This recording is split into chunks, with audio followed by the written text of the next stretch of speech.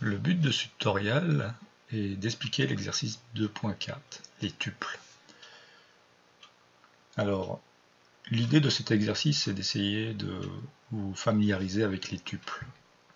Donc les tuples, il faut garder à l'esprit que c'est une liste de valeurs dans laquelle on ne peut pas écrire. On peut simplement lire les valeurs, mais pas écrire dedans. Alors ce que je demande dans un premier temps, c'est de traduire cette liste en tuple. Pour traduire cette liste en tuple, en fait c'est ces informations en tuple, je vais avoir besoin d'une liste de tuples. Comment faire une liste de tuples? Je vais écrire ma variable liste. Une liste, on sait que c'est déjà avec des crochets. Des tuples, donc liste, une liste c'est des crochets, des tuples c'est des parenthèses. Je vais créer mes tuples, donc c'est un texte ici, je dois mettre les single quotes. Quand je veux écrire un texte, je suis obligé de mettre single quote, et quand c'est un chiffre, je peux le laisser tel quel. Je traduis mon premier tuple. Donc je dois faire ça pour les autres. Je vais utiliser quelque chose qui est déjà fait. Donc ici j'ai mon premier tuple, mon deuxième tuple, mon troisième tuple, quatrième, cinquième, sixième, etc. J'ai 6 tuples dans une liste. C'est-à-dire que si j'ai fait print liste entre crochets 0, je vais afficher cet élément. Vous voyez, si je mets 3, je vais afficher cet élément. 0, 1, 2, 3. Donc j'affiche tout le tuple. Si je veux juste la note, ou juste la note, dans l'élément 3, j'affiche après 0, 1, 2, 3. La troisième information, l'information à l'indice 3. Normalement, cette notation va me permettre d'afficher la note 16. Ok. Si je veux afficher toutes les notes des étudiants, je sais que n, ici, va prendre automatiquement l'entièreté des tuples. Premier tuple, deuxième tuple, et ainsi de suite. Donc, si je veux afficher juste les notes, je prends la valeur à la position 3 de chaque tuple. Ainsi j'ai les notes. Donc pour l'exercice, si je voulais calculer la note minimum, la note maximale et la moyenne, je vais me créer une liste que je vais alimenter. Notes. Je vais alimenter avec les notes des élèves. Normalement, si j'imprime notes, j'ai vraiment une liste, un tableau avec uniquement les notes. Donc si je veux avoir la note minimale, je fais min de ce tableau, max, le nombre de notes,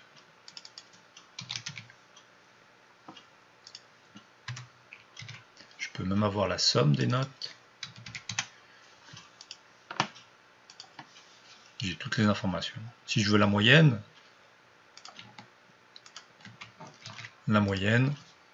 c'est ni plus ni moins la somme divisée par le nombre de notes.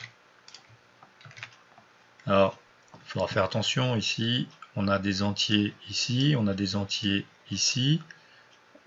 Il faut forcément convertir un des deux en flottant pour avoir au moins une moyenne avec des décimales. Si je ne fais pas cette ligne, si je ne rajoute pas le 1.0, j'ai une moyenne entière, donc arrondie. Donc si je veux vraiment la moyenne exacte, je suis obligé de passer en flottant une des deux valeurs. Pour ce faire, je multiplie simplement par 1.0. Maintenant, si je voulais aller plus loin, si je souhaite avoir l'étudiant qui a la note la plus basse, je suis obligé de passer par une fonction lambda. Ce que je suis obligé de faire, je vais utiliser min, l'instruction min sur la liste, mais je vais utiliser une clé de tri ou une clé de comparaison qui va être une fonction lambda. La fonction lambda, c'est une fonction anonyme. Cette fonction, ni plus ni moins, qu'est-ce qu'elle va faire? Elle va simplement me retourner l'élément à l'indice 3. C'est ce que ça se dit. La clé de tri ou la clé de comparaison, c'est la note. C'est comme ça que ça se traduit.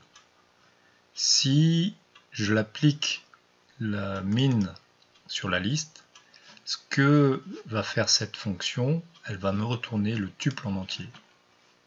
Elle me retourne Boris, Olsen, Matt, 9. C'est l'élément avec la note la plus basse. Si je voulais trier, par exemple, avoir l'élément dont le prénom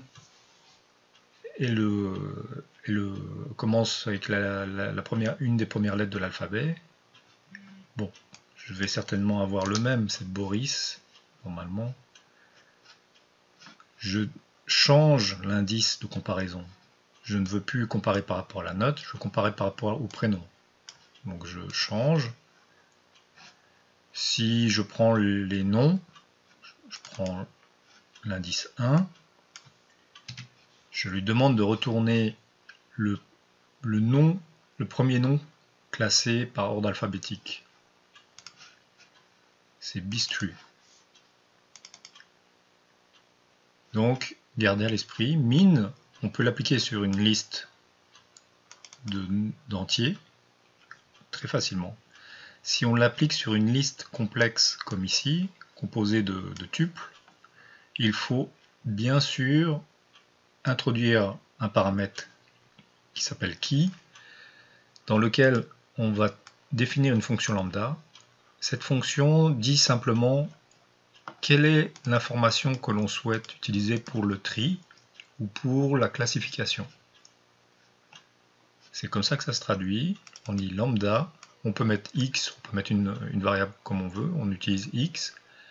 X, si c'est la note, on dira c'est le troisième élément du tuple.